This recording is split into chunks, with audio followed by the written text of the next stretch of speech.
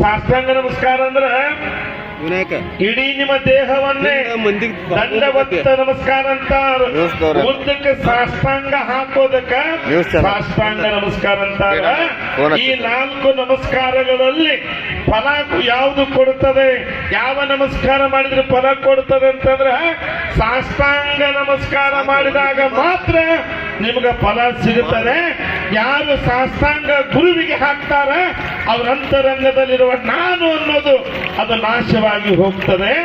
ಹಂಗ ಗುರುವಿನ ಪಾದಕ್ಕೆ ನಮಸ್ಕಾರ ಮಾಡ್ಬೇಕು. ನಾವು ಗುರುವಿನ ಪಾದಕ್ಕೆ ಯಾಕೆ ನಮಸ್ಕಾರ ಮಾಡಬೇಕು? ಪಾದದ ಅಂಗುಷ್ಟದ ಮಧ್ಯದಲ್ಲಿ ಅಗ್ನಿ ಇರುತ್ತದೆ.